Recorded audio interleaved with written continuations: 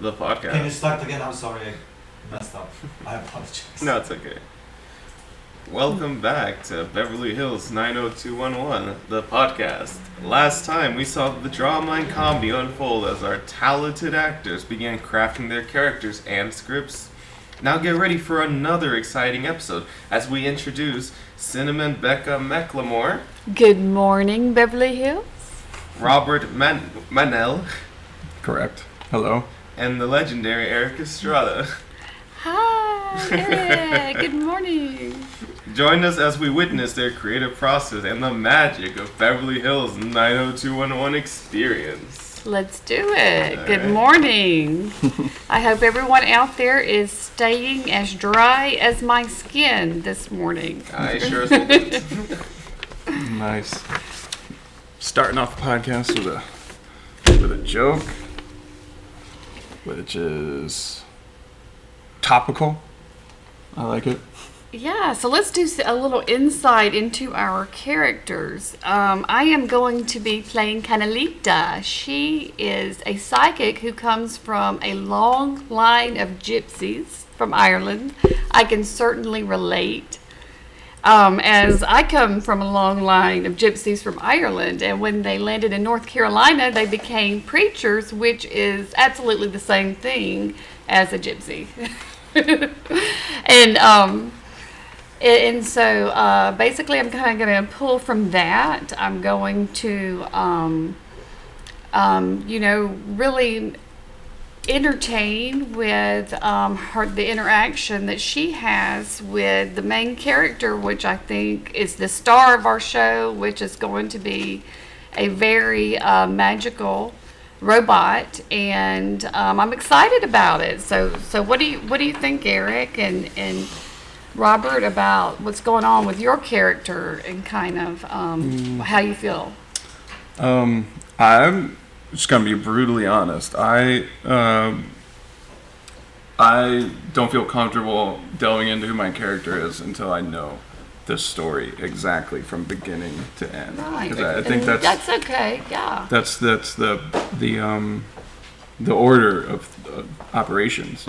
Is Right. the story. Yeah. So hopefully with you guys today, we can just talk about the story and figure out, just add more the necessary details and, get it all nice and snug where everyone is comfortable with, going forward with it.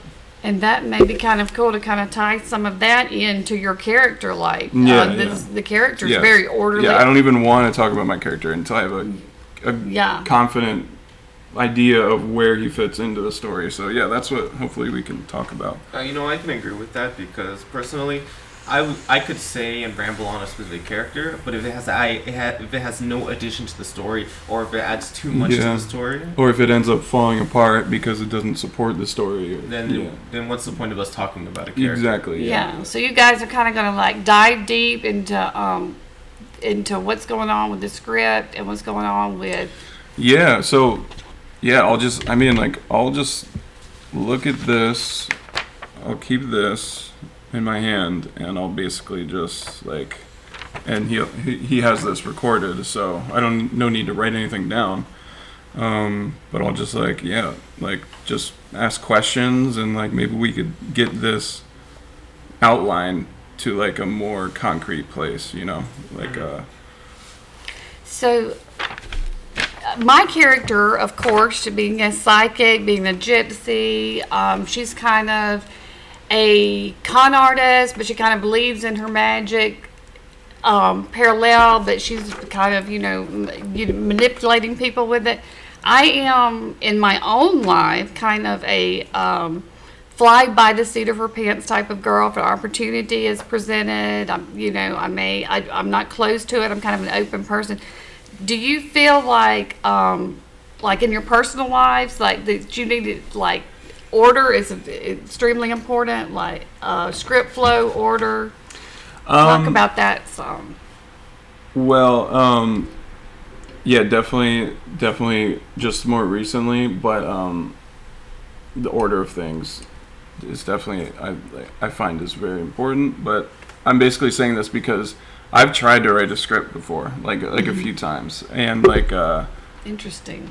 and I realized that I couldn't go anywhere until I had the story figured out in terms of what happens in the beginning, what happens in the middle, and most importantly, how does it end? And so like once, like, you know, like, because, you know, I started at the wrong point. Sometimes I would start with a character, I would start with like something I want to see, like a fight scene or whatever, and then, like, you know, I try to go spread out from there, but it didn't really work. So I figured out that the best way is to figure out the story beforehand. I can agree with you on that. I too have dwindled in the path of making something like that. Yeah. And I didn't think nothing of it because writing for me is brand new, so I didn't know where to go from. So I thought, okay, I write this episode, like I planned this, and I script out the first episode, but that just all falls apart the more episodes you go, because something you might want to input something in there, and then it throws your script out of there. Now you have to restart, or you have to try to wiggle it in there somehow. So it's all the best to just figure out the main story, the timeline from beginning to end, and then that's when you can go around the characters, how they develop, what even are they supposed to do in the story. Like, I guess we have to figure. We have like 11 actors, so we have to figure out which actor is playing which of the 11 characters, and also who are the 11 characters. Like, I think that's kind of like what we have to figure out. Erick, you're developing a script right now, aren't you? What challenges are you kind of facing with that? And, you know, that you can help us. What have you overcome already that you can kind of give us some tips and pointers when we're doing some character development here? Some character development stuff that I've endured is that I have to figure out how are they going to change from beginning to end? What is their development? What causes them to have this epiphany to change? Because a character that doesn't change, it's going to be boring, or isn't going to add anything to the series or to the movie. Especially for the protagonist. That's pretty important. So character growth. Character growth. They have to have a reason to either fight or a reason to do what they need to do or have to do. Mm-hmm. I think that is true for comedy, but less so, luckily. Because, like, you know, it doesn't, it's like, it's not like The Godfather. I use fight in a metaphor, but like, you don't have to be fighting. No, fight inside, you know. Yeah, I know what you're saying, but, like, character growth, I think it is pretty much, like, important in every story. But for comedy, it's like, it's not as, like, pressing of an issue, you know? Right. I know I do a lot of comedy, and in several roles I've done in some independent films, I am allowed to improv. Mm-hmm. And I think that mainly has been my strength is comedy improv, thinking something of witty to say, feeding off of the other person spontaneously. So I'm going to have to kind of dive a little deeper in this exercise of developing this character and going into what you guys are saying that you've done with your writing and your scripts. Do you find that when you are developing a character, does it happen organically, or do you really have to do a lot of research and put some like deep thought process into, okay, what's going to happen? How is this character going to change? What do you do to kind of to create that, your creative process?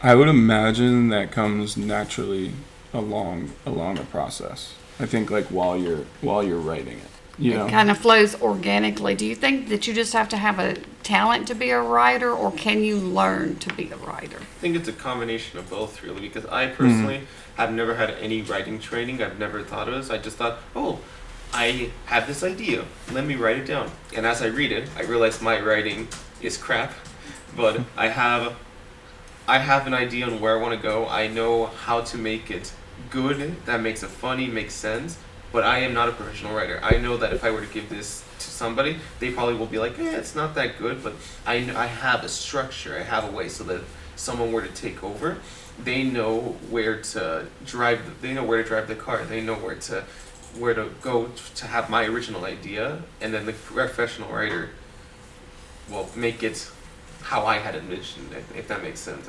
Right. I see what you're saying. I kind of can relate it. I used to be in education, and almost like a lesson plan that if something happened to me suddenly, someone could come in and, take over the classroom and have something scripted out. The more detailed, the better. Yeah.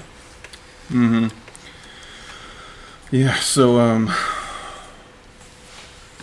with that being said, do we all kind of know, like what the story is? We know sort of, because there's a lot of extended plots in this story. There's the overall plot with the guy making the robot comes alive, and then, but what parts are we exploring on? Well, the robot does want some changes to happen. I don't know if I'm specifically supposed to talk about that, but the robot wants some changes to happen in their life. But I mean, and it's kind of like, I think the antagonist would be the store owner, like, no, I don't want that to happen, the one that created him. And it kind of reminds me, I have children, I have adult children, and it kind of reminds me of what you want to be. You have these children, you have this creation. What do you want it to become, and what does it really want to become? And the control struggles, and I think some things can develop from that. Just looking at it from a parental aspect, and kind of this character that's created this robot is the parent.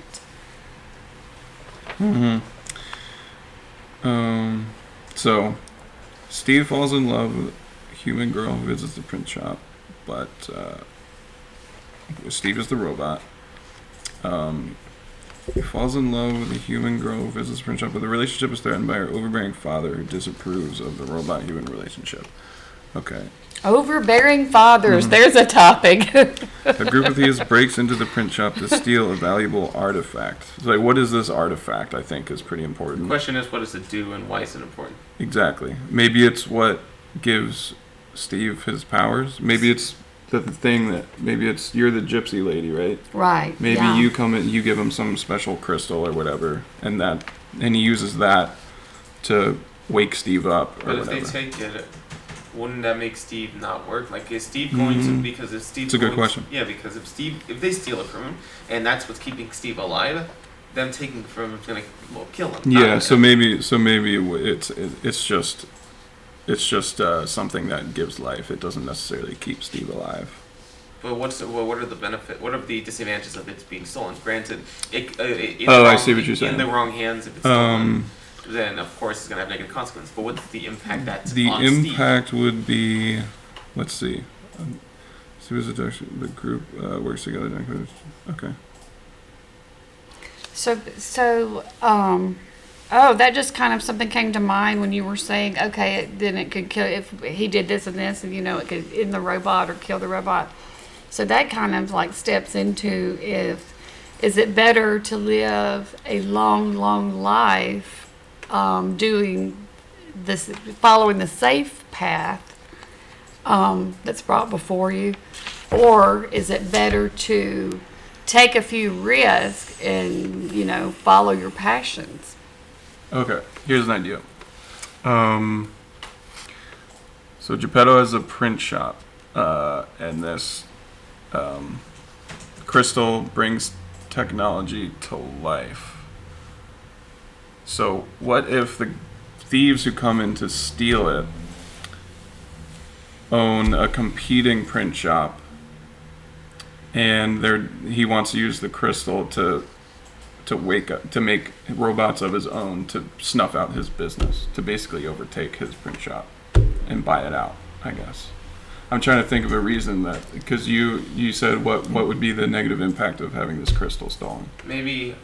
So what does this crystal do? Does it just bring technology to life, or does it bring any like statue or thing to life? Like, what could this crystal do? Maybe just I imagine it would bring any like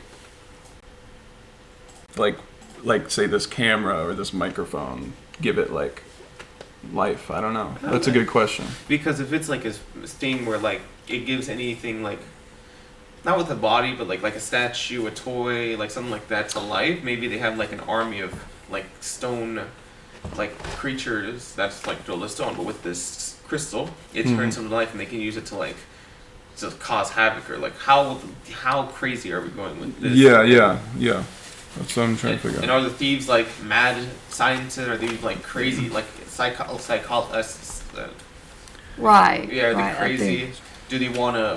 What's their end goal? Just to destroy the city, to rule the city, to just take this guy out?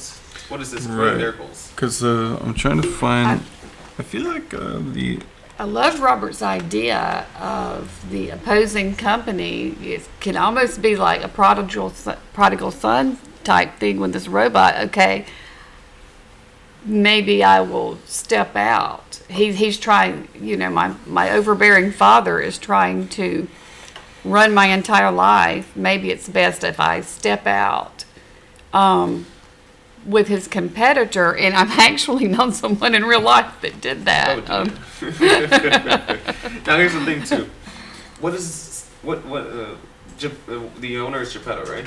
What is his relationship to the thieves or to this opposing company? Are they like, because Geppetto's gonna be like, what, like elderly, right? 60, Right, 50, right. 60. The relationship. Yeah, like, and is these criminals who are stealing this crystal, like, let's say a former boss to mentor, maybe, and he's like, this guy was a jerk to me, I want to take him out, or hey, he didn't like my idea, he made fun of me, I want to make sure to steal his ideas and use it as my own. Like, what is the relationship? Yeah, I think it should be Geppetto's brother, Brother. his twin brother. Twin brother. Okay. That means the actor's gonna wear it twice.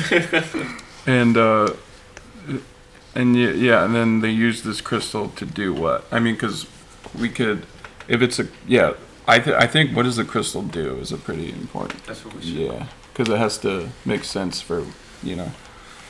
So it definitely brings Steve, a robot child, to life. But does it just bring Steve to life, or what else? Can Right, it do? and like what else can it do? What makes this crystal worth stealing? Because if it just brings one thing to life, I mean, what's the point of stealing it? Yeah, I think what Whatever you makes want. sense is that it brings a robot to life. Like it can it gave like sentience to like any kind of like technology. Like life. Like.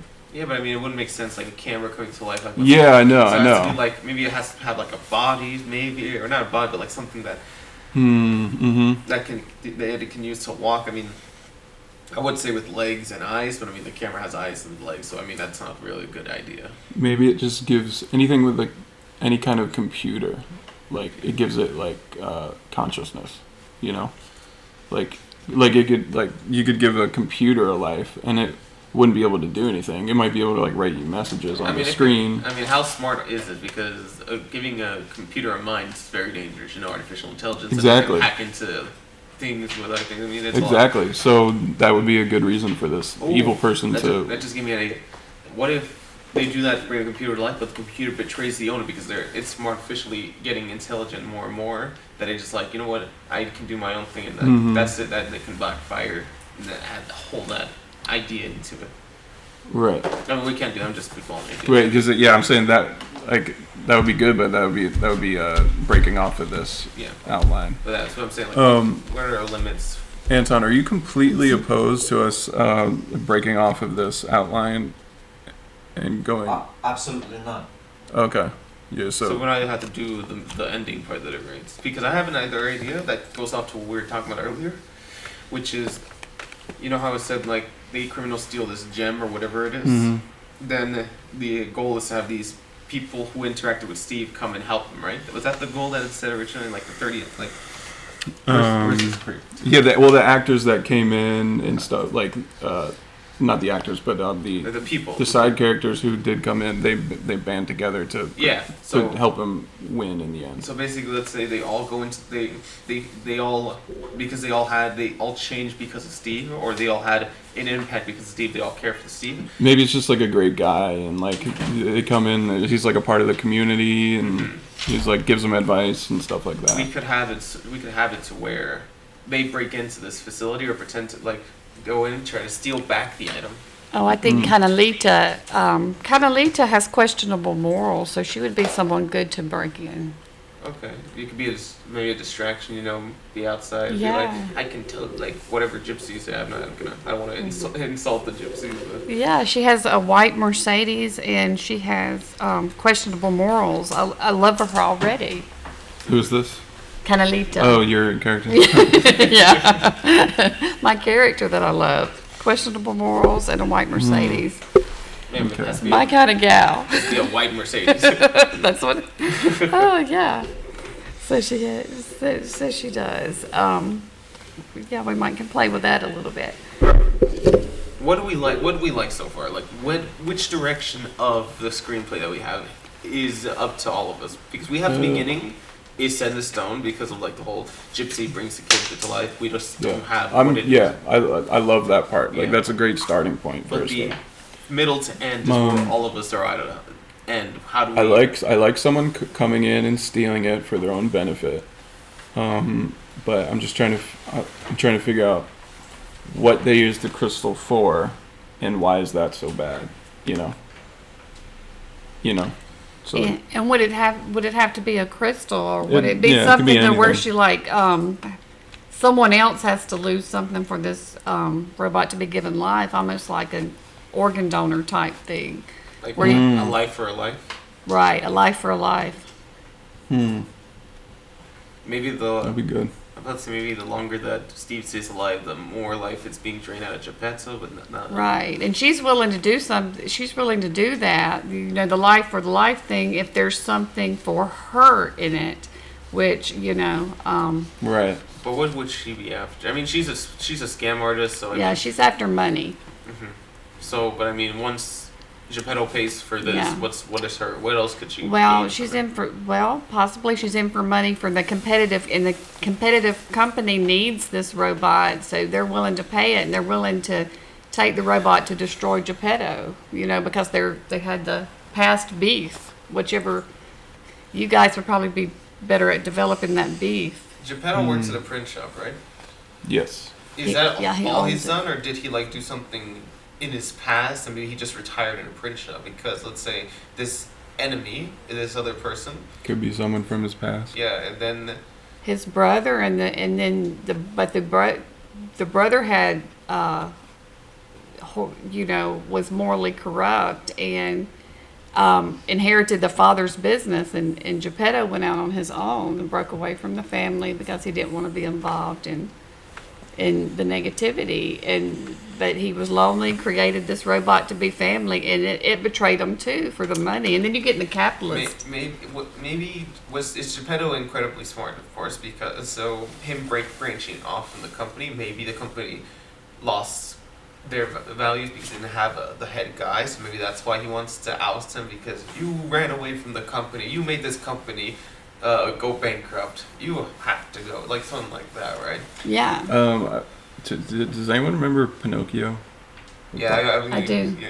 So I'm trying, because I had an idea, and I was just worried that it might be the exact plot of Pinocchio. So what if Steve gets stolen first? Like Pinocchio is public domain. You can use Pinocchio. Okay, but I don't want to copy the story too much, you know? Well, already off to a great start. We're not copying the story. I mean, robots having life is already. Pinocchio doesn't get stolen; he runs away, right? Well, he runs away, then gets sold off to some other person. and Yeah, he had the actor guy, the puppeteer guy, right? Yeah, he gets sold to because the Fox guy makes him think, oh, I'm taking you to a guy who can make you famous. And then, Right. Yeah, Okay. he had some marvelous times with the Donkey Boys. He didn't realize how long he Right, was on yeah. Pleasure Island. Yeah. Well, yeah. I well, don't we're not think. going to take They that had trip. tails. We don't have to go to they had the Pleasure tails, Island. the ears, and they were on Huh? Pleasure Islands. But that was a metaphor. He thought he was there for just a few minutes. He was with these little Donkey Boys, which were basically addicts. If you look back, Yeah. they drank alcohol and smoked. It's a children's movie, but they were addicts. That So he was was- on the island with these addicts. Pinocchio was. He thought he'd been there for a couple of days. He'd been there for like a couple of years or months. No, I can't. that's not it. Yeah, He was or- there for the amount of time. Basically, what happened was that why are we talking about Pinocchio? We're talking about whatever. I just had it. I brought it up. Well, he was Geppetto invented him. In Pinocchio, his owner made the puppet and No, I created know, him to but- come to life. So it's kind of like the robot. I like the how same we robot thing. branched off to just talk about this has turned into Yeah, a movie that- review of Pinocchio. I was the Donkey Boys. They seemed to be a lot of fun, but they were too much. They were fun for a minute, and then they weren't. What do you mean that Like movie, real life. that movie traumatized? Things What that are fun talking for a about? minute, then they're not. Yeah, I was scared. I was scared of little children that were smoking cigarettes. Oh no, the part where they're playing billiards and then the kid starts turning into a donkey. I got scared. You heard that too? Yeah. Yeah. People are speeding or annoying. Oh, Yeah. that was speeding. I thought it was in the wrong. Oh no. So the reason I brought that up is I just wanted to make sure because what I think maybe is a good idea. I just had an idea. Is the people who come in, they steal Steve, and maybe it's a guy. It's a tech CEO who's been trying to come up with an AI robot his entire life, but he's never succeeded. And then he sees Steve, a working conscious robot, Okay. and So- then he Right. hatches a I plan like to it. break in and steal Steve, so he can finally achieve his dream. So Steve Yeah. is they're not there's no gem anymore. Now the Steve's being stolen. Exactly. Yeah, I just changed it. Now this reminding me of Iron Man. You know, Right. They come in stealing the arc reagent. So Iron Man, Robert Downey Jr. I did a scene with him. Oh, It's good so for good. you. Yeah, Oh, the that's awesome. sympathizer. Good for I'm you. the sympathizer. Fun. No, but I like that idea. Even that, yeah, and it then once just you set simplifies the story a bit. So now the journey is getting Steve back Mhm. instead of Maybe the overall goal is maybe they're trying to rip apart Steve to see what gives him life, and then maybe or that's anything, or just they reverse engineer him or claim him as your own. But How do you go explain that Well, that's the thing, to it's magic. reverse engineer? They don't. Since they think. reverse engineer is like taking something apart to see how it works, basically. Okay. Yeah. But since it was magic that brought him to life, they'll just destroy him and not get the answer. So it'll Right, be right. in charge of the side character's job to get him back. Right, exactly. Before, of course, he gets utterly destroyed and no one gets what they want. I can tell you two are writers. I love the way that you're feeding off of each other with ideas and it's flowing, but you're writing it and talking about taking the steps in a structured way and breaking it down. And so you're doing a little bit of reverse engineering here by being handed Yeah. this that's Reverse not your own, engineering. and you're kind of doing some reverse engineering. So That's yeah, amazing. Now, here's the thing: everything we discussed about so far has been story. This is supposed to be a comedy, so how can we make it funny? Oh, you we know? can add that. Maybe- We can add that later. Yeah, Okay. I think. Yeah, 'cause I think the story is most important. 'Cause even the greatest comedy movies have good stories. you know? Yeah. So And then you're like, unless it's like Seinfeld, the show about nothing, the story Right, about right. nothing, but they were just kind of that witty banner was in there in just everyday life. I like good witty man. That's Right. what we're all doing. We're all witty. I like this, but witty. Yeah. yeah. So now the actors can encompass. There can be a head thief, or the CEO guy, and he can have henchmen or Are they whatever. competent henchmen or incompetent henchmen? Henchman. Maybe know. I like it. I like a good old incompetent henchman. But I think Yeah. yeah, me too. I think a good idea would be who are the actors that, or I keep saying actors, who are the characters that band together to save Steve and All the side characters, I guess. yeah. But And are they who are they? Are they people that just come in the print shop and have a good experience with Steve or something? Why are they so willing to help and band together? maybe you know? because, like you said, originally maybe it was a community. Maybe Steve helped out a lot of these people because he's a robot. Maybe he has not superhuman strength, but able to help them lift things, help them to maybe take them places where they could. Maybe someone was. Or he could do anything. He could help them with their homework. He could. He's super smart. Maybe, Yeah, he has Google in his head basically. So Maybe maybe the side characters, they could all be like, hey, this guy's helped us all out. If it wasn't for this guy, I couldn't have done this. If it wasn't for this guy, I wouldn't have been able to go into this. yeah. He helped them with a very important aspect Yeah. of their life, which makes them want to come back and. There's Help. this most amazing, when you said incompetent henchman, there's this most amazing guy in my acting class from Hawaii. And he would be, it just popped in my head. He would be the most amazing, funniest, incompetent henchman. Because several of the roles he's played in our acting class, which we study Meisner, What acting class are you in? I'm just Brian Cutler Studios in Burbank. Okay. And he teaches the Meisner method, Cool. and there's just some amazing improv going on in that class. And I just thought, oh God, he would be if I could get him to do that, just the most amazing and competent henchman to add some funny lightness kind of Yeah. the storyline. Yeah, that can happen like icing on the top at the very end, you know. Yeah, just to, Now, here's the thing, too, that I just realized. We could have a great plot at the end of this, but how does that differ from the 3 other groups of people that happened before us and the group that will come after us? Exactly, and will everyone be cool with it? Because I honestly like this idea better than the original script. Mm-hmm. Maybe they did the original script and they had an idea. So, I mean,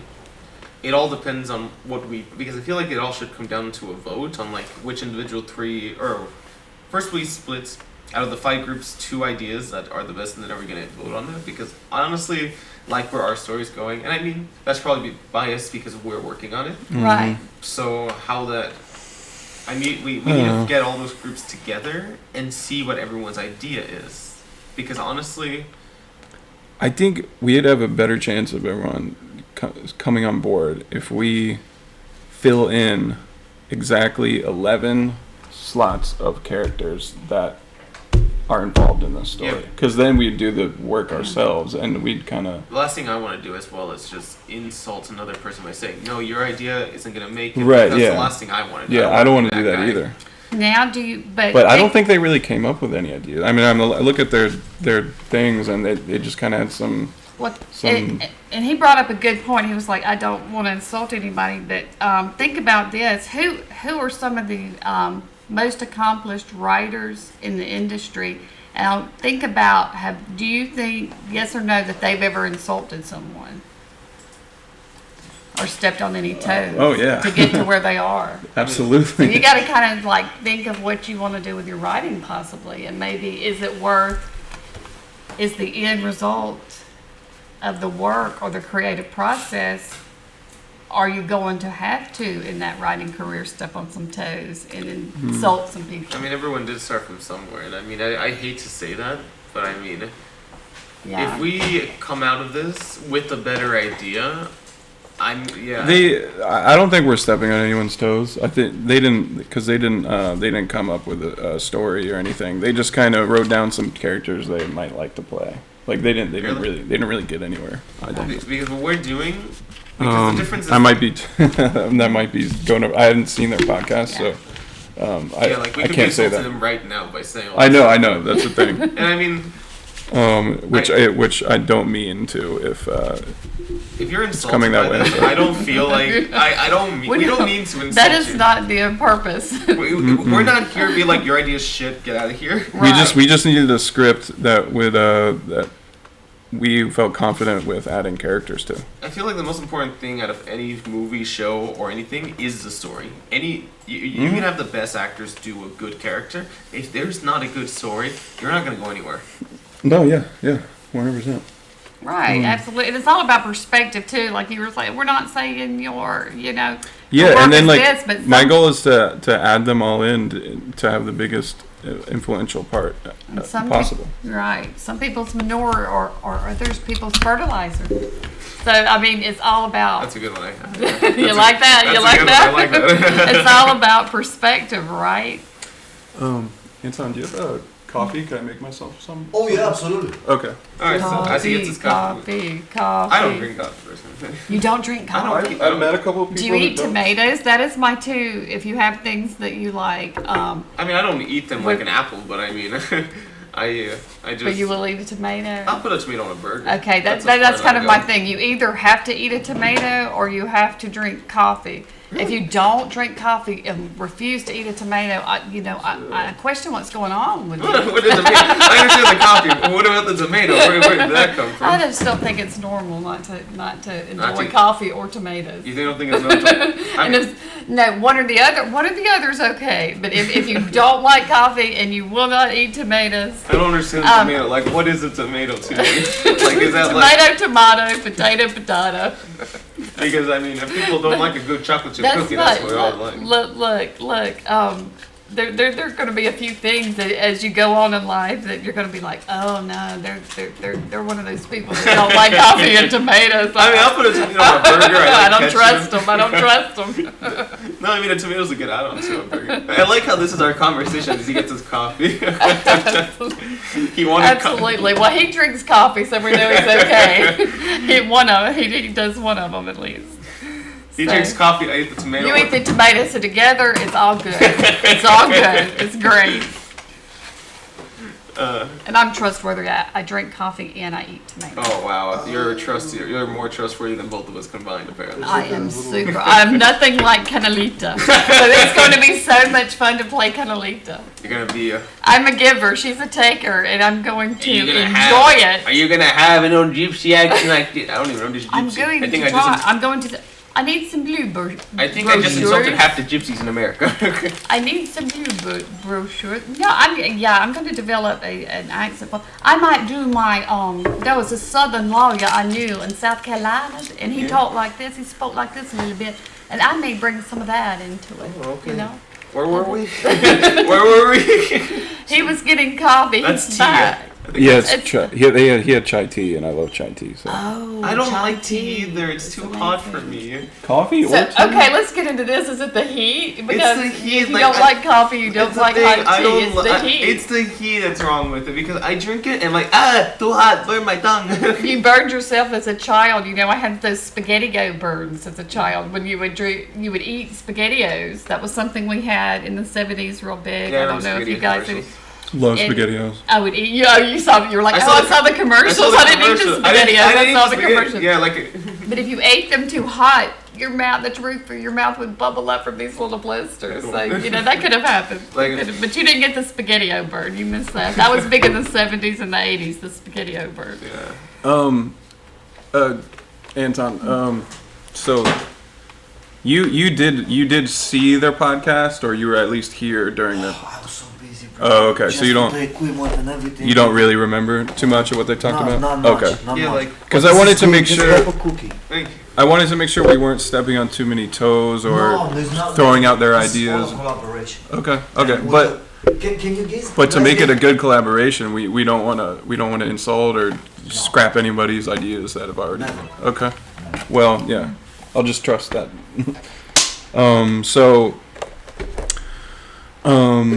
Yeah, I like the psychic lady is a good character. She's she's the one. But why did she? Why is she willing to bring the robot to life? And I think we discussed this before you shut up. Money. Basically. Oh, money? Mm-hmm. But does he have money to give her? He has that much money to. If he has I thought he was poor. Yeah, I thought he was. No, I don't. I think because in the script. She has to have something. She gets something out of it. Let me see. You print this out. Yeah, and to make him become human. Yeah, so right there. She's gonna get money. Does he get money? Basically, you wrote here like Geppetto says that Mrs. Magic was real. Then you say that the magic is real. Love is love, only you should wish. So I smile. Yeah, you don't really. Basically, it says that you're just here springing a conversation with them. Probably you're a regular here. Mm-hmm. And I'm okay. I don't like fig Newtons. And she's talking a little bit about business. She's a regular. She's coming to get her brochures because, like, anyone knows that a very good psychic has to have the top-notch brochure. Wait, you said she's a regular. Now, is she colorful? Is she? You said regular? Like yeah. So maybe because she's been here the longest, and maybe she sees that he's lonely, and he's like, well, maybe because you're a scam artist to other people, but maybe he is close to, maybe you're close to him, and that's why you're like, I'll take pity on this guy and give him his wish, maybe because she may be a scam artist, but is she a bad person? Yeah, well, she is a capitalist. She represents capitalism. To me, she's going to represent the dollar, in justifying the means. Maybe you need something printed to help your psych business. Yeah, that's what she's. Okay, I like that. She's coming in, And I'm she's getting just trying to think of what service he printed. could fill for her. Yeah, because they're in the print shop, right? And maybe you're like, I don't have any money, but I could bring your robot to life if you want. Right. Well, and she's saying she doesn't have any money. She does actually, but she's kind of like in there. She's gonna get. She's getting. Yeah, He prints them out for free. She manipulates them too. She manipulates everyone. Maybe magic for her is like easy to come by, you know. Oh, I don't need to worry about this. Oh, magic's easy to do. I can easily whip it in this favor in exchange. It's not like, oh, if you're not like, oh, magic's hard to come by, you know. It takes me a liver and a fingernail to be able to make this spell, you know. Right. So maybe like she has easy access to the magic, which makes it easy for her to be like, you know what, I'll just bring your robot to life, you know, free of charge, and then I don't charge you. You know? Yeah. Maybe it could be that. Maybe but it's she just just, but she's not going to do it free of charge. She's saying she's going to do it free, but nothing in life is free, right? What's the Anytime people get right, anytime people offer us free Botox, free, what's something else you guys see on Facebook you're being offered free. Who's There's offering? No such thing. Any kind of app. Well, there's no such Who's thing. offering free Botox? Why, you want some? Are you ready, Eric? Is it time? No, I mean people That say dry skin this morning, you're ready. Who's offering you free Botox? I'm not telling. I'm not telling everyone out there where to go get the free Botox. No way. No way. Do you know where to get free Botox? Good. And I'm not telling you either. Cinnamon nor Canalita will ever tell. But yeah, so she's in there. She's going to tell them she's going to do it for free, and then but there is a price they have to pay. Okay, what's the catch? What's the You price? guys come up with a price. Okay. It's got to be something heavy, and then they have to realize: is it worth the price to bring him to life, or would it better to be dead than whatever this price is? Maybe the price is. Your soul. I was gonna say the print shop itself, you know, but like, and then at the end when everyone's back together, they're like, you know what, we'll help you make a new print shop, you know, because the rule was because the catch was to give away this print shop, and they didn't necessarily say we can't make a new print shop right at the end. So that way the community gets back together, makes the new print shop, and then that's how it could end with the new print shop and everyone coming together as a community, and just everyone's happy. Yeah. He has a new print shop with the sun there, you know. Yeah, and then Yeah, that's beautiful. What do you think, Robert? I'm sorry. Could you say that last part again? He had all of he had hot tea. That's the price you pay, Robert, for drinking hot tea instead of the hot coffee. Exactly, A little less I know. caffeine. A little less caffeine. basically was the price is that the price was that the print shop would be the price, but they don't tell him until the end. So everyone's disappointed that the print shop's dead. Oh, she doesn't inform him until the end. Oh, okay. And then like everyone's sad that the print shop's gonna go away, but they are all happy because the robot's back. AJ Pennell's happy to be with the robot because that's what's more important. Like, I don't care if my print shop's gone, I have you back as a son. And then the community is like, you know what, let's build you a new print shop, or let's build you a new business that'll bring the community back together. That way, that'll help even more repay the debts of this robot game. And what could that business be? Something that a little robot could do? Well, I was thinking like a tutor, you know, like for kids who are struggling in school. I feel like it has to That'd be a business that he could do. I feel like the new shop or whatever it is has to correlate with the people, maybe it could be a community, like a community area where everyone just gets together. You know, if you need help with something, they're there to help you out with. Maybe if you need therapy, he could be. I'm just spinning out idea. Right. Yeah. So I'm trying to figure out what that would be. Or it's something really profound. What about that Canalita? She's given somehow in whatever she did. He absorbed somehow the power to heal, and it's something that maybe the children come in and he can do some type of healing, or he can give them, or they can have sight. Possibly, maybe if someone doesn't have sight when they're with him or touching him or something, they can have sight for a brief moment and know what it's like or something. He's somehow sharing a piece of himself. I'm thinking maybe it's just like. Have you guys ever heard of Edward Casey? I've not. Okay, well, here's this guy who he went into a trance, and he was kind of like a psychic himself. Like he would go into a trance and he would like answer people's questions. Like people would have like really deep questions, like I love where you're going with this. yeah, like they would be like like what is gonna happen in like 2025, and like he like it's like back in the 70s he'd be like China's gonna take over, like blah blah blah. Like he was just like kind of like a what's the word, like soothsayer or like prophet. Yeah.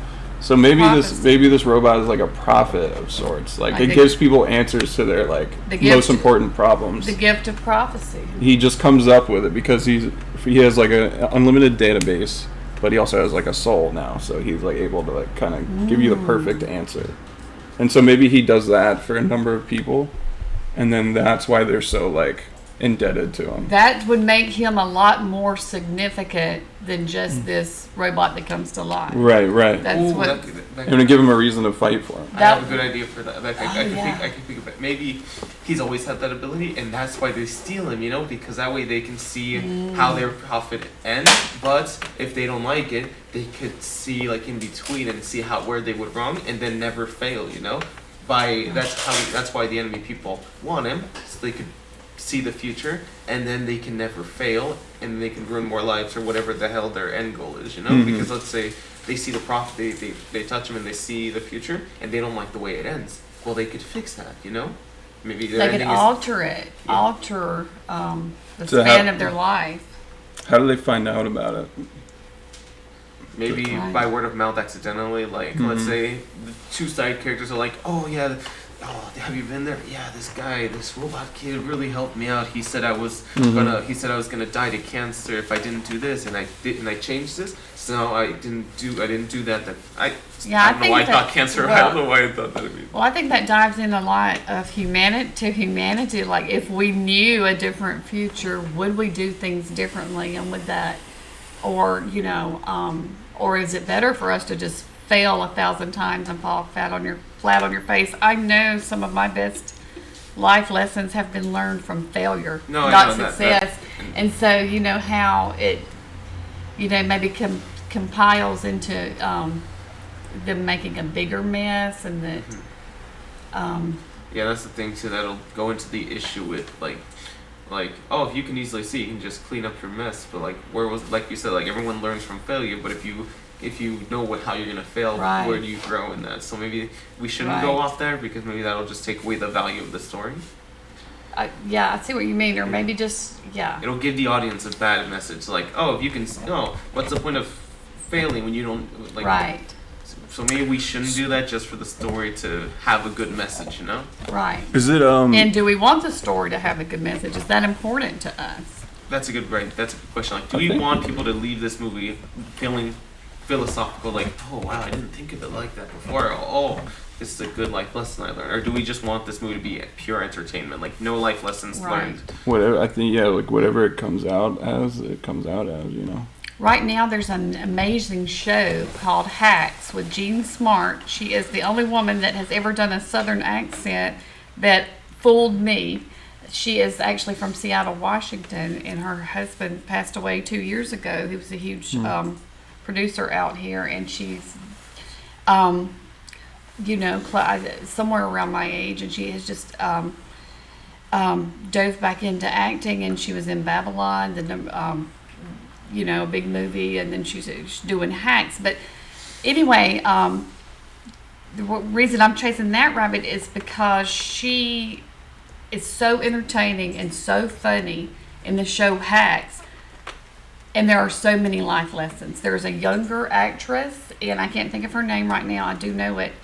But she's a comedian, and Jean Smart is a comedian, and they are so funny together. And the age gap is there in the, which makes it beautiful. Kind of like this project that we're doing. And there's so many life lessons and messages about growth and character development and how viewpoints change and forgiveness, and so many, and it is funny. It is funny, funny. And she's won, several awards for that. So maybe we could do both. I have an idea. Funny and entertaining. Yeah, that sounds good. But I have an idea that goes back to what we were talking about before. How how we said that if he do all this and there would be no life lessons learned, maybe as the robot's captured and they try to reverse engineer him, they take away that ability in him. So at first everyone the robot will think that he's useless now, he can't be a prophet. But then everyone can be like, oh, but that's not why we liked you. We liked you because you were there to still help us out, and so he loses that power, but that doesn't mean he'll lose everyone's interest to just be around him, Yeah. So that could be the life lesson learned there. You don't need, who cares if you can see the future as long as you have friends to live your life with, Right? Well, I like it. What do you think? So Anton, you said, is it 11 exactly actors? Or is that Until now. So And now there's 11? Tomorrow, 3 more. Or so okay. we're gonna have about 15 to under, a little bit under 15. Okay, so I think if we actually get a character list that fits with the story that we just came up with, that would be an actual progress. Because then we could actually all start filling in our we couldn't do our own characters completely because someone would need to be in charge of the script. So yeah, I don't know. I think the least we could do is get this plot line fleshed out. Let's talk a little bit about how this company is ChatGPT powered. And when you came this morning, what experience did you guys have with ChatGPT? Let's go. You came first? I did with ChatGPT. So basically, we had a couple of ideas about kind of leaked up, and so you typed it into the program, and it produced a script from those ideas, from those basic ideas. So let's throw our idea into the mix. What we've all discussed, because right now we have a beginning, middle, and end with the script we just pieced together. We have the gypsy lady bringing the kid, the corporation stealing the robot, and then the few people who came in to support it, rescue the robot and build this new shop. Mm-hmm. Based on the the friendship or whatever, yeah. Without the psychic powers anymore, since they're experimenting. Because I feel like he should lose those powers just to have impact. He should lose his Google database powers, but keep his soul basically. Yeah, keep his soul. Lose the psychic powers or the prophet powers because the computing powers. Yeah, that one. And he's now just a regular person. Mm-hmm. And that gives a good message. You don't have to have all these special things as long as you're with people who care about you. But I like the idea of losing the print shop because that kind of adds a little whatchamacallit. It gives a good scene at the not end. twist, but curveball. Yeah. At the end, but so what could they all band together and create what as a sort of happy ending. What could they?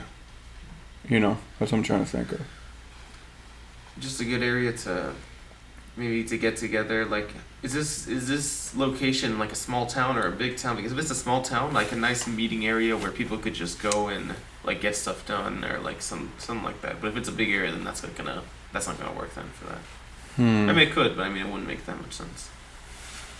So what I'm hearing is that human interaction possibly is better than technology in some ways. Yeah, that could be the overall overarching lesson. Sure. Anelita, would you mind reading the ChatGPT input and response this morning? Would you see? Yes. Let's see. I have my thing. I'm going through. That was mine.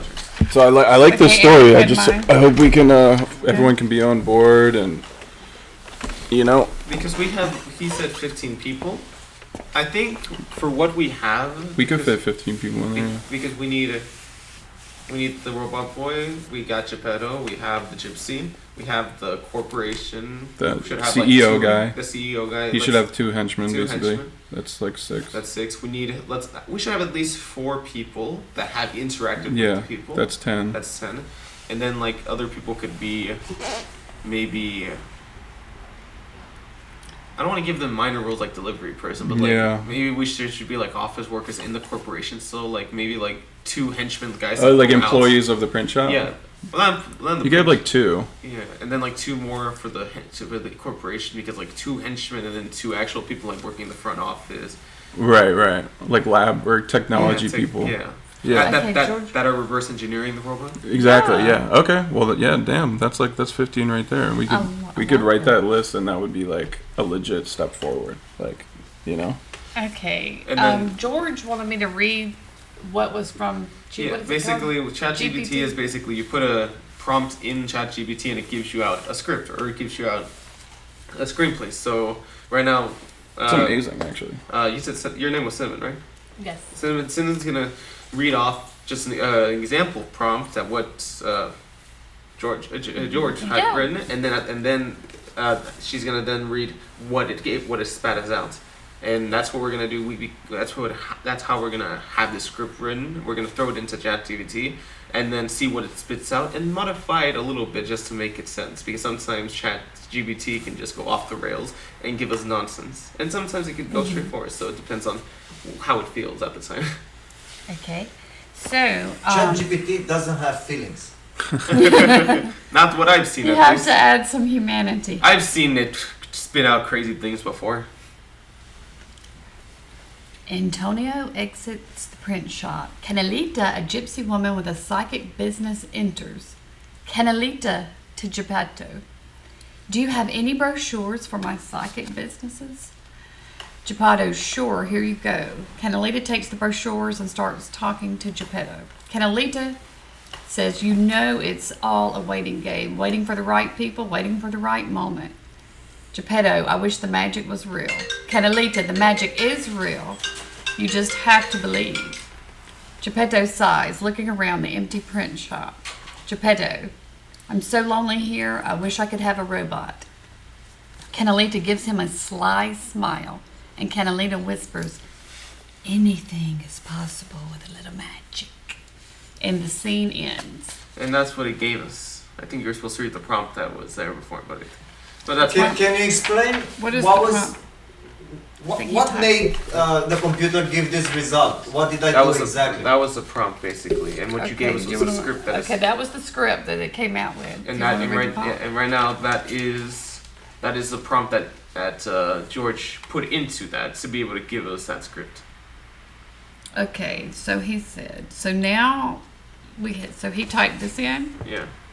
Okay, so now we have to generate a screenplay page. I am in the podcast studio with actress Cinnamon Becca McLemore and Erick Estrada, and we are going to compose with your help a scene in the screenplay format. Cinnamon is playing the character of Canelita, and Mr.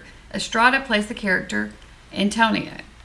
Interior print shop of Antonio. Just exit the print shop when Canelita enters the print shop, and she looks like a gypsy woman, like a psychic, and Geppetto is at the counter inside.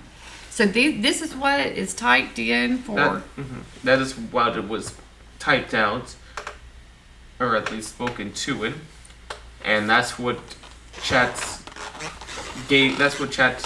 understood is like, okay, and then it gave us the script, and that's what the beginning of the script basically said, right? Someone exits, you enter. Oh wow, that is amazing. To me, that it understood. And that's how he wants us to have our script run. Like we like write a summary of it, see what it spits out, because we don't have that much time to like all of us write a script. So the AI is gonna write it for us. We're just gonna modify it. If we don't like some parts, we'll just modify it, because whatever it spits us out, we can then modify and then have it add more or do it again. Yeah, I think the most important part is like the new script outline. I like what we've come up with so far. Mm-hmm. It's creative. It's different than what was originally added. It has at least a timeline on things that needs to get going. I think Cinnamon just had the realization. Why are you astonished a little bit? I feel it. Oh, yeah, I mean, I am, because it's not. It's not right. It was so. It was just fractions of ideas, and then it was spit out in a fluid Script. And that's the purpose of ChatGPT is to have that, that way not one, because he's doing everything and he doesn't have time to write a script that's like 90 pages for a 90-minute movie.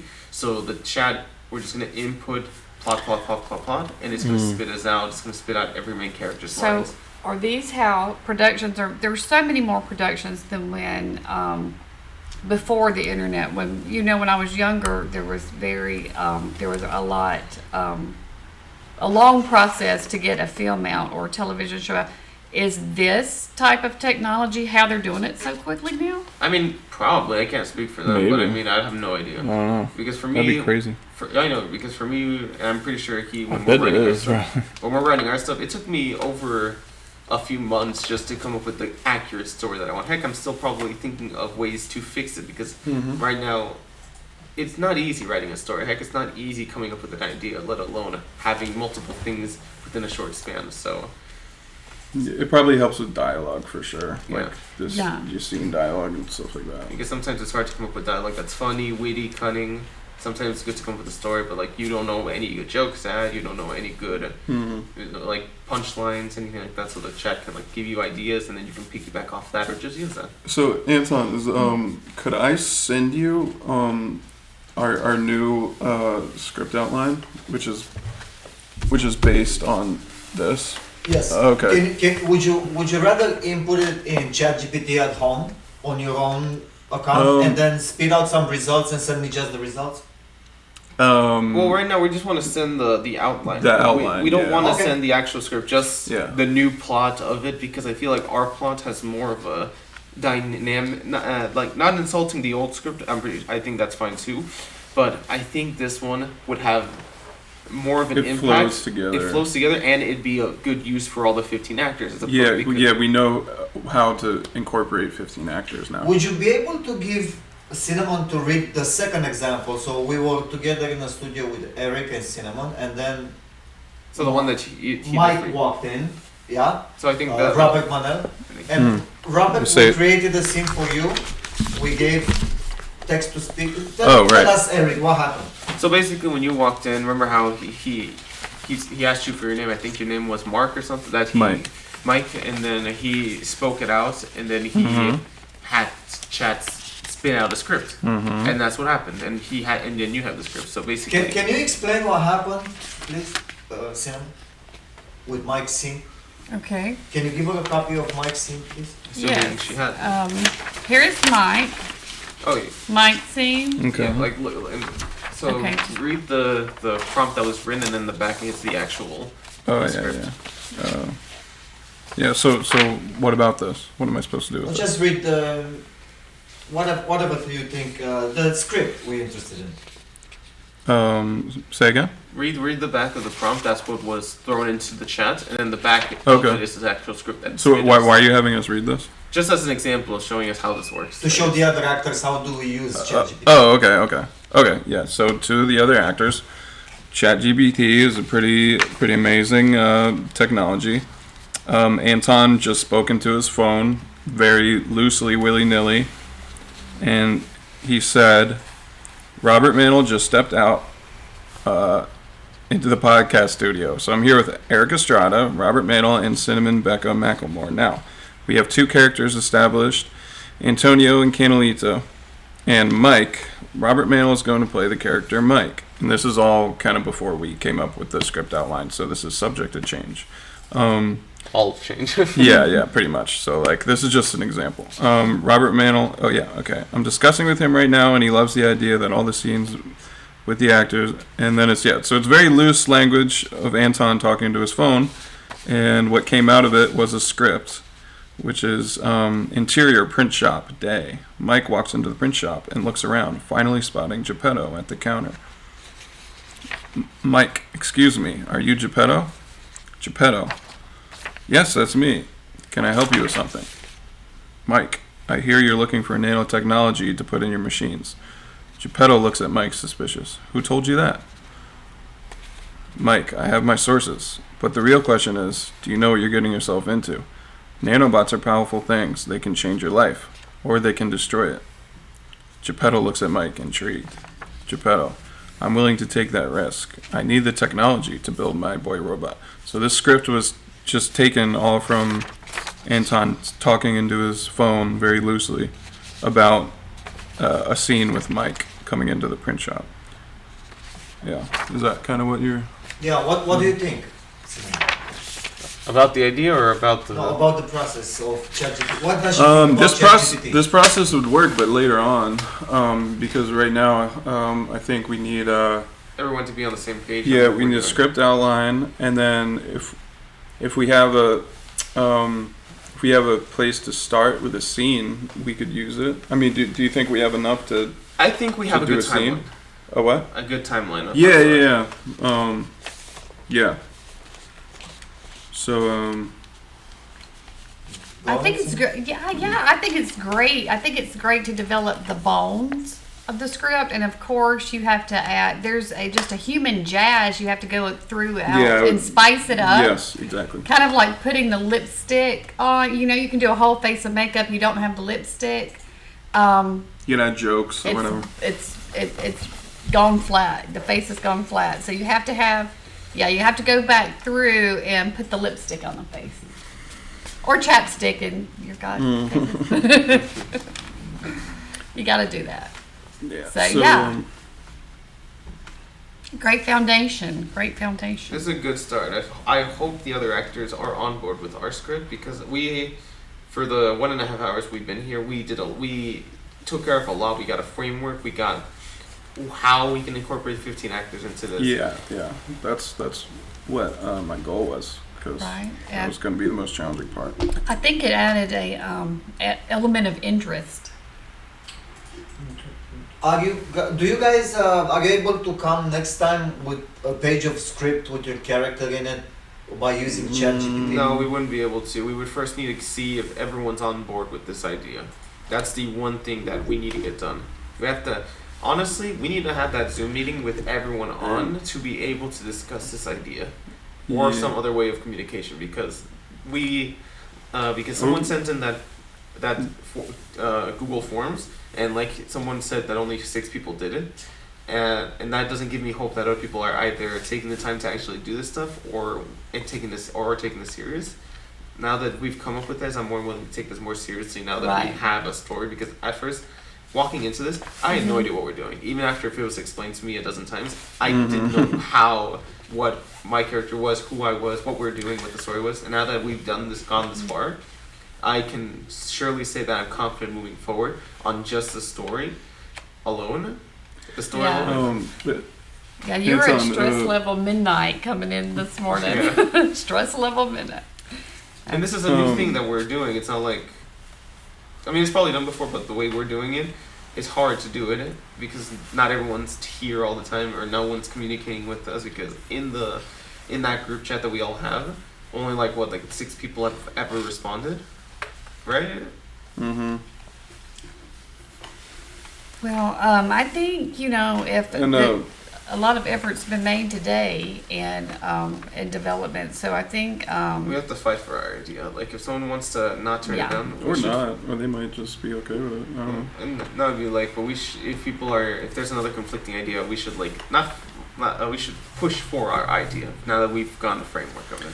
Yeah, I'm not if there's too much, if it turns into a fight, I wouldn't be. I wouldn't want to. I think it's all about collaboration. The end game is for me to have it script. As a director, I would love to direct the script. That's what I'm trying to do for you. Yeah. So I hope that so we can put it out to them and and see if they're on board with that. Yeah. And then And hopefully everybody will. We'll just send Yeah. out positive vibes. Let's send some positive vibes out, and So I think maybe it's we'll a get some good- back in. it's a good outline. But as far as like a page of the script for our character, We won't be able to do that. Until I don't think that's out of order. I think because scripts aren't written in the order of character by character. It's They're in written- order of You don't The like the scene story. with the nanotechnology? well no well yeah Let's read it again. I don't- Read it again. well I mean like you just threw that willy nilly together. It's not that we don't like these ideas. It's just that it didn't. It doesn't. I mean incorporate yeah this. but What's we bad about it? but we want to fit it into our this new script so You can copy so it has to paste maybe to ChatGPT and tell him your addition and what you want to remove from it, and he's gonna generate a brand new scene for you. No. The with issue what you isn't the ChatGPT. The issue is that you wrote that prior to our new script. So what else do you need? No, we. I need to think about who my character is and why he comes to the print shop, and then That's if you're even someone in the print shop. For all you know, you could right, be working right, at the other yeah, company yeah. as a Or, scientist. yeah, and I might actually want to be like I mean like I think it'd be awesome to be. What the, information do you need from others? George, here's what we need. What we need is for everyone else to be on the same page. That's the one thing we need, because if we do this one and no one else knows about this, they're making a character based on the original script, and that's fine, I guess. Right. But I mean, we need to know that we need to have knowledge that they have the knowledge of this new script, that they want to do this new script before we do any. You want to change the Well- storyline. Yeah, that because just somewhat. yeah, a little bit, because 'Cause what we it- did today. Can you write it with the help of ChatGPT? Yeah, well, Can ChatGPT? Until next time. no. You Here's can the- do it. Can you Chat- give him I have a- everything. And I have a question. Can ChatGPT do a script outline, or do they just do scripts? yes, he They can do do it. an outline. An outline? Yeah, Okay, well we could do that. we can do that. Yes, but And Eric had mentioned like everybody getting on board. In my past experience with groups, you may not get everybody on board, but I think maybe the majority. majority rules in this case. The majority on board, you know. Because as much as we want to do what you said, write a script for our character, we could do that. Let's say we all do that for ourselves tonight. We come back next time and It wouldn't make sense. no one's on board with it. So we just wasted a night of creative thinking, a night of working for nothing. So we have to make sure that we are doing this with everyone else saying, yes, I want to do this, or yes, this sounds fun. And then after that, we have to know who's playing what character. Because as much as it'd be fun for us to create our own characters and like, oh, how I incorporate print shop, we already came up with an outline on who the characters are, what they do. Right. We have to know now who takes which role. Because for all I know, let's say no one's assigned the kid robot, right? Have we assigned that or not? No, think- right? I'm not like The kid robot is played by Joel Harcum. I don't know. His that. name is Steve. oh that guy. Oh, okay. Okay. Awesome. So we have that. Great. That's So we have awesome. him. So we have him. We have Geppetto. Who's So playing? we do have Geppetto? Yeah, that's Mr. Roberts, right? If it's not guaranteed, No, but I'm I saying- wrote to his wife. I'm waiting for an email from his wife. His Yeah. wife is his manager. Oh. Oh, Eric Roberts, you That's said? interesting. Yes. Oh, he was supposed to be Geppetto? Yes. Oh, I actually okay. have on the table the letter to Eliza Roberts, his wife. Yeah. Can you guys read it on air? So I love Eliza, his maybe work. Eliza Roberts is watching this. Anybody watching, please send this to Eric Roberts. We send a message to his manager, his dear wife Eliza Roberts, and we're waiting for an answer. We would love Eric Roberts yeah, to I- participate in our project as Geppetto. He's amazing. I've watched his work my entire life, and it's so unpretentious. It's so authentic and raw and brilliant. He's great in The Dark Knight. I think that's the only thing I remember him from. Yeah. I'm a little older. No. I think I've seen it all. Did you find the letter to Eliza Roberts? Um, I did not. I can see. I don't think it's in my forms. I will look and see. It may be So, in potential... Eric's. I think it's this one. Alright, so let's just say, we'll keep it open. Who No. plays Geppetto? All right. So, but It could be Armand Assante. It could be Tom Sizemore. we keep that open for, the goal is to get a bigger name actor. I love to say that. Armand Asante. Armand Asante. Let's just get Tom Hanks. I mean, Why you not? can't even say, you cannot say Armand Asante and it just not sound good in any accent. That Armand Asante. What a Stealing off of more beautiful Pinocchio. name. Stealing off of more Pinocchio stuff. Let's just get Tom Hanks in this. Another thing you that do that might get a little tricky is who's gonna assign the rest of the characters, because if it's just me, like I want to play the CEO guy, like I do, but No, I don't know, like that's not fair for me to just throw myself. You in have that you have the face for it, but I also remember the guy who was sitting next to her. He would also make a good CEO. Yeah. So I mean, and then if he just gets a message like, "Oh, you're gonna play like the random guy in the corner who like staples papers, holds the box." Yeah, I held the box in dead mail. I bind So it that's with gonna be the box. another I thing. labeled it, everything. That's why I'm advocating. Now that we have 15 people, that'd be much easier for a Zoom call, assuming everyone's on board, or at least. I would like everything to happen on the podcast because people are watching to see how it happens. Okay. So when we're gonna have the final The product, the movie, collaboration. then I wanna see how you guys met and how you created all this together. Okay. As a director, I'm illiterate and I cannot Okay. write a script. So if I see this script that you guys created together, that would be so valuable. Okay. for me. Alright, so Okay, no Zoom yeah. calls. But I feel like we should all, at least a big majority, just be here and just discuss about this, because 3 of us here, that's fine. We all did a lot of stuff here, but more people, I think we got a lot accomplished today. So we've done the individual group podcast. So you would like maybe a collaborative podcast that everyone comes in. I mean, we don't all have to have a mic, but we could all be around and everyone in here. like this one And do mic what and we then did like today. 3 people next to each individual mic that way. Yeah. It'd be a lot. It'd be a lot, yes, but I mean that would get the most work done because It could be done. Mm-hmm. I think because we can't go anywhere without because he Without wants us everyone- about collaboration. We can't collaborate without people actually being here and actually agreeing with our ideas. I agree. And music. Has anyone thought about? He had mentioned music earlier in the movie. He was going to play. He said, "Oh, and I'm going to play this weird the music." main Have you music thought on about? this is gonna be bolero. I don't know this person. I don't know. Oh, bolero. I don't know this person. Oh, there's there's a great musician that's really based in Europe right now. Gabadelic, pretty amazing with some things. Gabadelic, and then I love Barnes Courtney. Wow, unbelievable Barnes Courtney. I'm obsessed. He's from the UK. Gabadelic, Barnes Courtney, Cuckoo Babe. Cuckoo Babe is cool and different. It's like a psychedelic dream pop. And there's Oportes, I don't know if I'm saying that right, Ouxportes. They're based out of Vienna, Austria. I feel like I stayed here a little long. This was really fun, guys. I gotta go, but I I feel like we're at the end of it too. Yeah. We can't really discuss more information. I literally, I have to. You're right. So I think stayed we've here done long. what we can do today. Yeah, I stayed here a little longer than I thought. I thought we did great. It's all good, thank you. Yeah, so now we could get a script outline, either me or you, or I could do it. If you want, you can do it. Yeah, and I could send you that new outline, Anton, and then make sure, and then also, Send it on a group so everybody. Yeah. Because I'm so busy with the equipment. Yeah, sure. And I told you I'm not much. Even the email to Eliza Roberts, I wrote it with ChatGPT.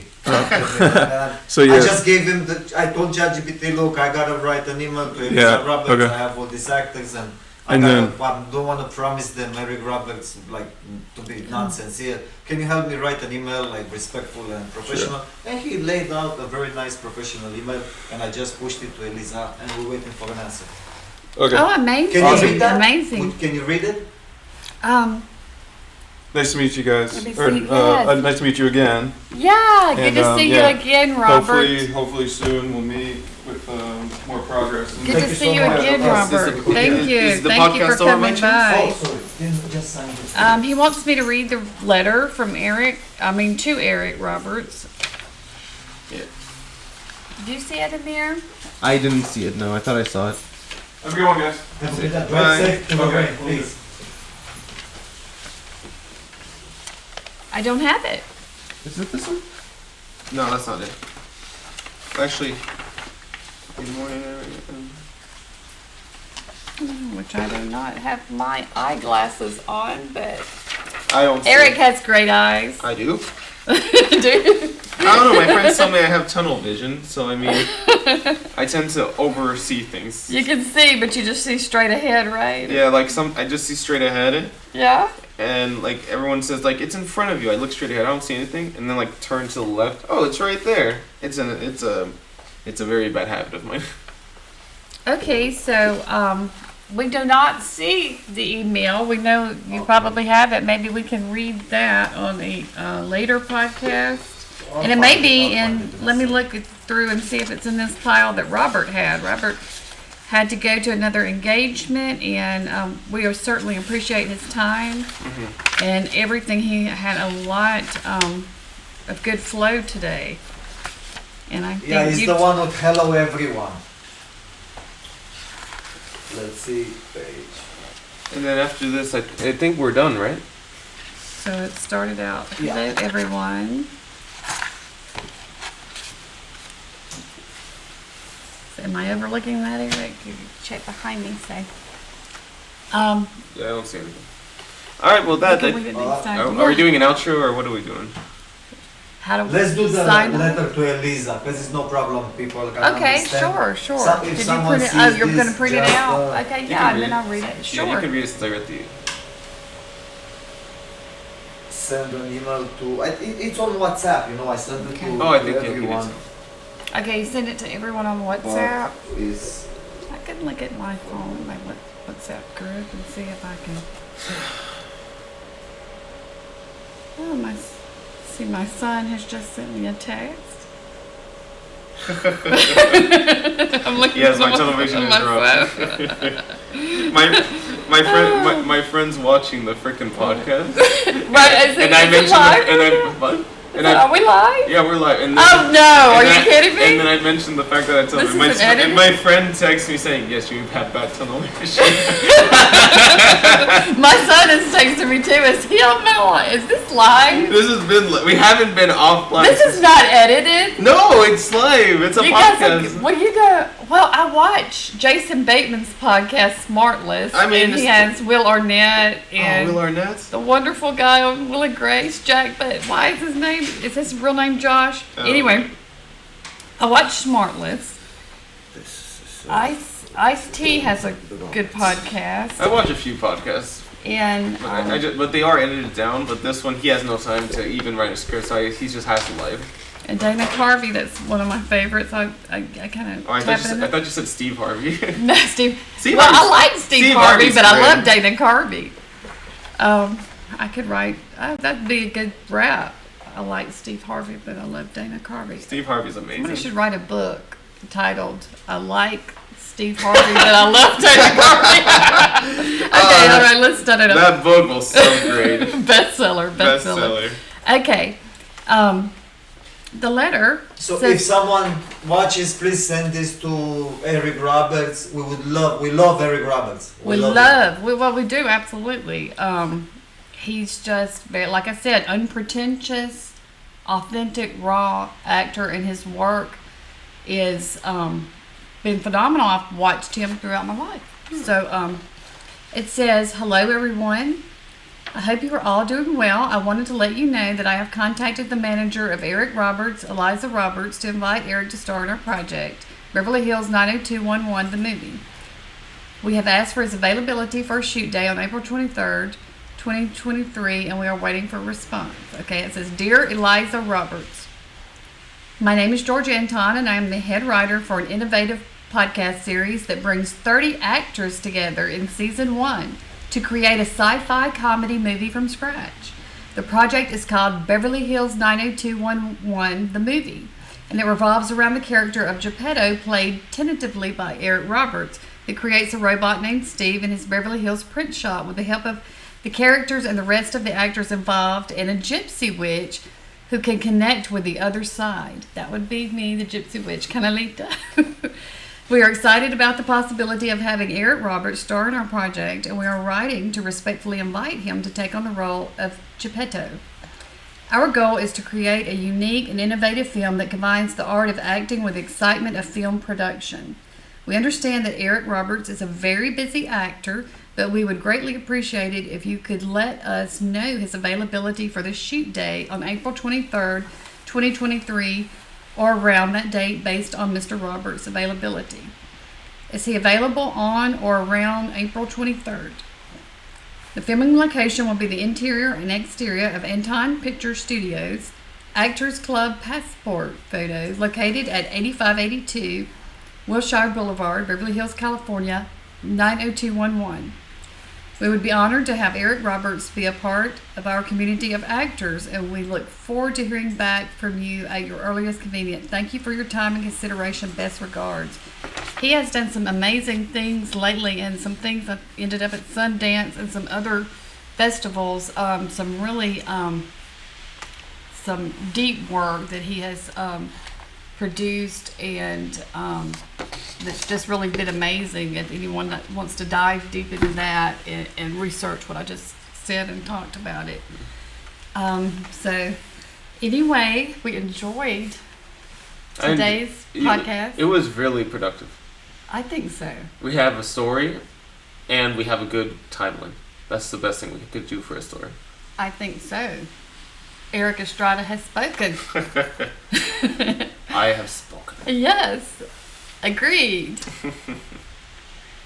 So we're going to Is this how we end sign up? out like Star Trek. Beam me up, Scotty. Beam me up, Scotty.